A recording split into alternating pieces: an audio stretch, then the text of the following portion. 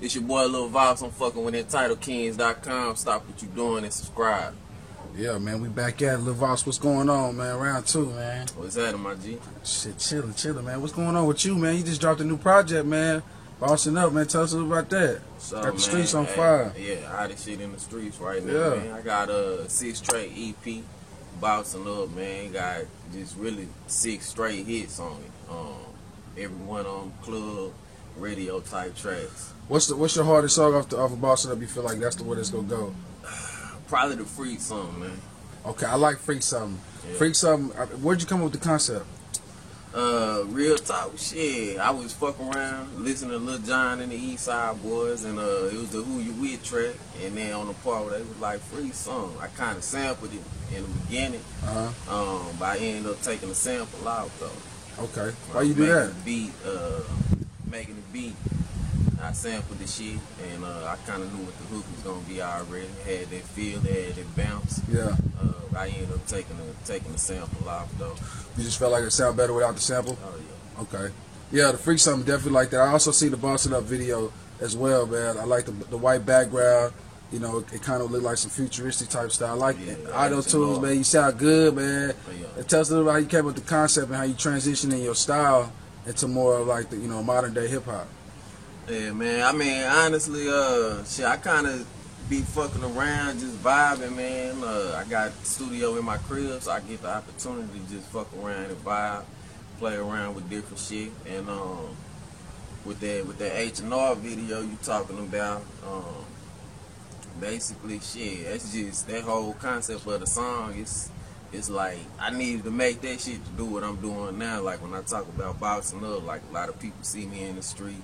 A lot of people hollering at me on social media right now. They see what I'm doing and they just hollering at me, shit, showing respect and shit, showing love. So, shit, if you listen to that track, like, you really get a feel for like what I had to do to get where I'm going right now. Yeah, and talking about transitioning into the auto tunes, and now I was listening to one of your songs called "Curse Nigga." Yeah. And I think it's like underrated, like as far as the message that you delivering. I mean, it's a bad song, and it kind of puts you in this like. Don't you feel like you're in like an element? Because when I hear your music, I kind of think of like a Big Crit type of lane, and unfortunately, J. Cole type of lane compared to them, and they don't get the same type of exposure as these other artists that are doing more extravagant type of things to get that type of exposure. You see what I'm saying? So even though they have a message in their message, I mean the message in their music. Don't you feel like you're putting a lane to where you have to kind of transition and kind of come out of your element and make more radio type music in order to get to the next level? Somewhat, but not really. But yeah, it's like people music control vibes, and so people hear that type of stuff and kind of make them feel down. They want to be up, they want to party, they want to club, shit like that. So yeah, I mean, you look at my catalog, all my shit, I done been doing street shit, and my last project, Introspective, which is what that track is on. Shit, I was doing a lot of shit. What is that shit called? What they call that shit?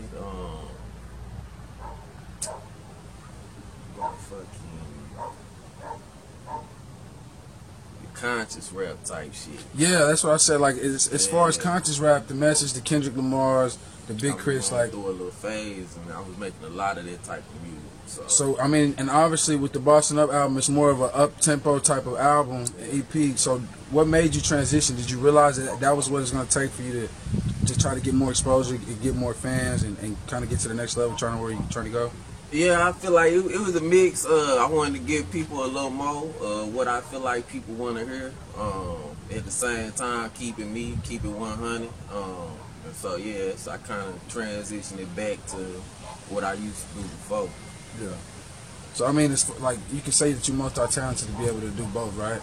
Oh yeah. So I mean, if you blew today, like as far as like, where would you lead? Would you stay in that element of the radio type tunes, if that was what the type of song that took you to the next level, or would you stay in the element of going back and forth? Or man, I feel like you gonna always get a little bit of both from me.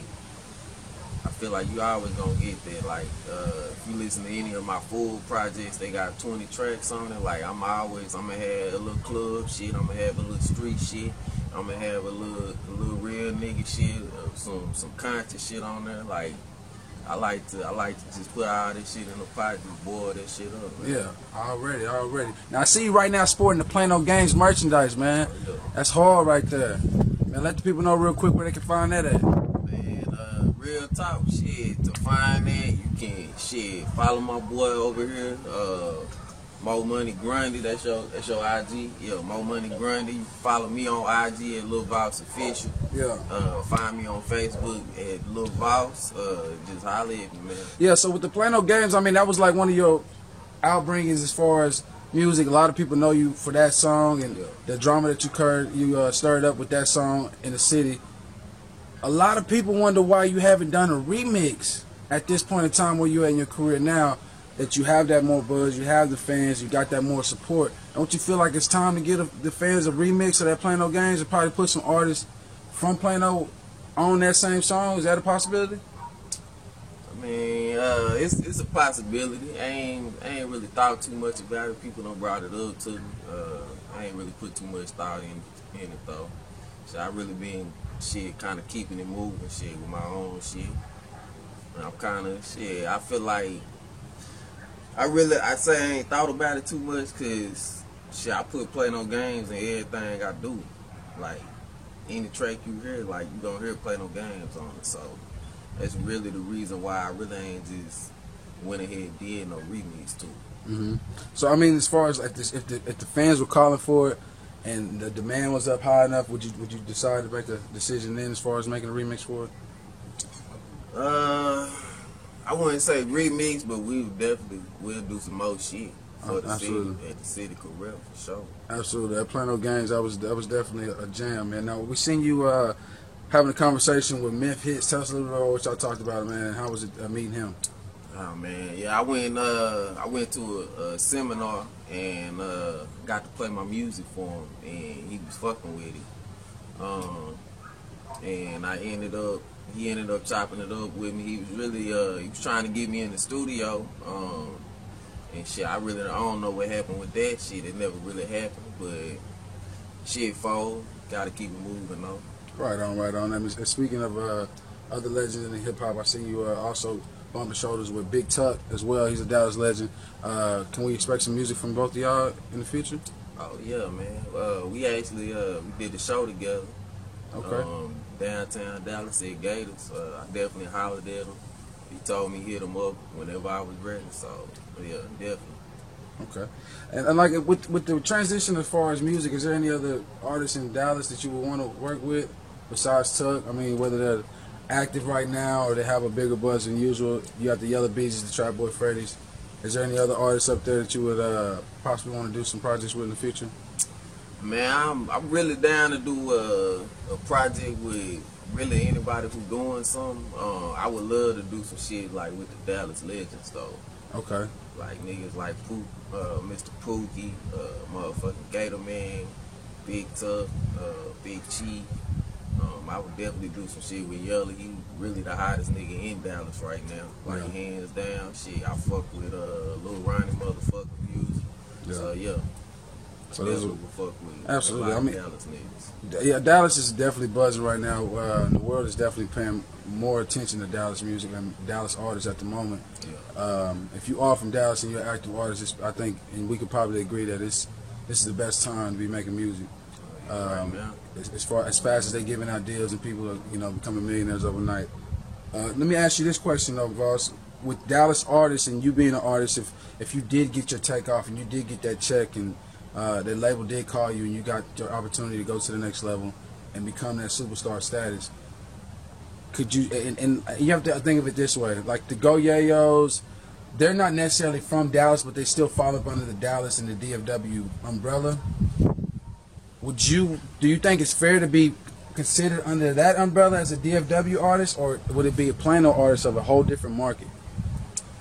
I mean, if niggas from Dallas I already know, like with the Triple D shit, like niggas not really gonna say Plano in the Triple D.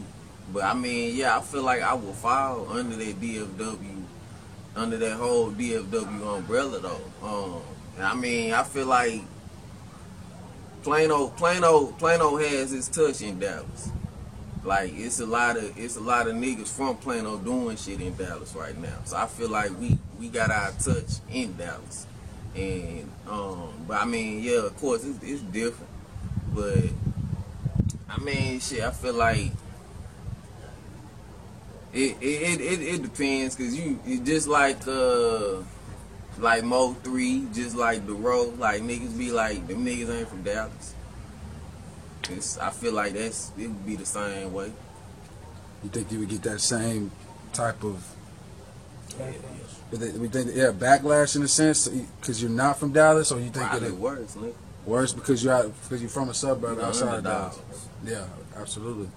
I mean, so you can definitely say. Do you think Plano has its own market though? Is Collin County as a whole starting to develop a market that the world's not seeing, that the rest of the world's not seeing, but the ones that are there and are active into it, they can see it happening? What do you think? Plano for sure. I feel like Plano for sure got a market. Yeah, I would say Collin County between shit what I'm doing in Plano, what Monty and his little brother doing in Allen, between what Mr. Breakoff doing in McKinney and the rest of them doing in McKinney. Hell yeah. I feel like shit, we got our own market. I know I for sure got my own market. Like it's just like the Plano Games video took off. Like I came out with these shirts and it's doing the same thing. So hell yeah, I believe that. So I mean, as far as your background and your fan base, do you see how your album is maybe transitioning better in different states and cities, and you're getting more support from other cities than you are at home? And tell us a little about how you feel about that. Like a lot of artists feel like they get more love on the road. You know. Hey, you gotta go out, cause, and I always say, man, like you gotta venture out, cause the people that don't know you, them the people that's gonna blow you up. Them the people want to feel like they discovered you. So, like right now, my biggest markets on my album, looking at my analytics, is Baton Rouge, Longview, Kansas City, and then Dallas. Wow. So, and it's a big discrepancy from Baton Rouge to all the other three. So, I mean, I don't know who the fuck listening to me out there, but they fucking with it though. Are you doing shows in these cities? Nah, not yet. But I'm definitely I'm finna be out there though. Okay. You got DJs plugged in out there? Is it something like that? Nah, man, I ain't even gonna lie, shit. All I know one nigga in Baton Rouge, man. My nigga G, that's it. He the only nigga I know out there. But I mean, shit, I got a DJ in Waco. I'm plugged in with a couple DJs out here. Like they finna help me turn that freak song on in the club. So yeah, shit, that's really what I'm working on. I'm working on getting that shit in the club. Then we'll hit them shows. So as far as you having a marketing team, so what are the objects and what tools are y'all using to kind of market you at this point in your career? Shit, goddamn merchandise for one. That shit work together. And shit, we out here hand in hand. Shit, we got flyers, shipping flyers out, different states. Just advertising. So social media advertising. So you do have you have another song that's been pushed as well. As far as a lot of people heard it on satellite radio. You have a lot of music on satellite radio as well. M's was recently heard by a lot of people in the city. Man, tell us a little about how you feel about that. How your music is being played and portrayed on the satellite radio. Man, I feel like that's big. I ain't gonna lie, I ain't even know that, but I feel like that's big. And shit, I feel like M's could possibly be the biggest song out there. when it's all said and done, we about to get ready to shoot the visuals for that. So fans can be looking out for the video for that. I feel like they could be the biggest track on that whole project. Absolutely. So I mean, at this point, you got to ask yourself, and it's not dooming into the black. We ask every artist this question, and it comes down to how many years do you have? Does Lil Voss have, the artist, and how much effort does he have left to put into becoming a superstar in hip hop before he says, you know, I had enough, I'm gonna transition, put my time into something else? I ain't gonna lie, I'm all in right now. Like, as far as investing my time, investing my money, I'm all in. And I mean, I'm seeing the difference too. So I ain't gonna lie, I told myself,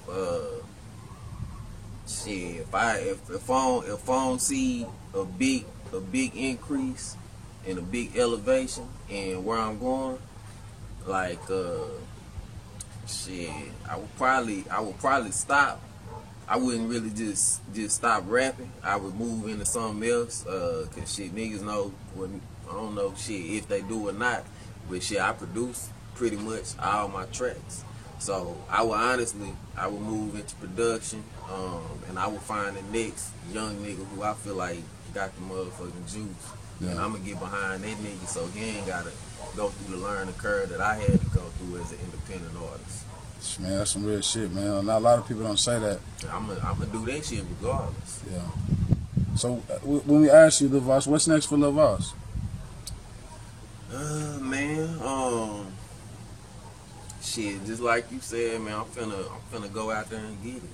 Like I said, I'll be in Baton Rouge, I'm gonna be in Kansas City, I'm gonna be in Longview, I'm gonna be in Waco, I'm gonna be in Houston, I'm gonna be in Austin, as well as out here. Probably gonna trip out west too. So shit, really, big promotion, a lot of shows, trying to get into some of these bigger events, festivals, shit like that. A lot of visuals coming too.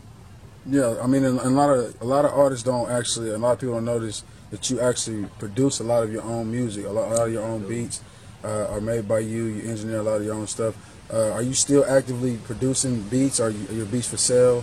And if so, where can people find them? Yeah, I mean, honestly, shit, for a nigga to get one of my beats, it's most likely it'd be a nigga that I know, that I fuck with. I'd probably just throw that nigga a beat. If I know he really out here grinding and really out here doing something. But other than that, I mean, shit, anybody can holler at me. I'm real accessible. Right on, man. It's always love, man.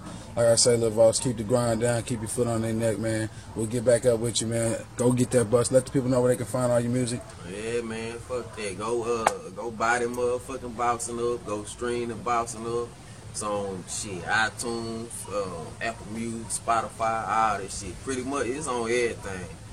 Fuck with my SoundCloud, www.soundcloud.com/Lil Voss. All my social media is Lil Voss Official, so shit, fuck around. Yeah, when can we expect the next video? Shit, probably, we will probably be shooting that within the next 2 weeks. Okay, right on, man. It's always good, man. One out, we out. Lil Voss in the building. For sure, man. Play no games, light, man.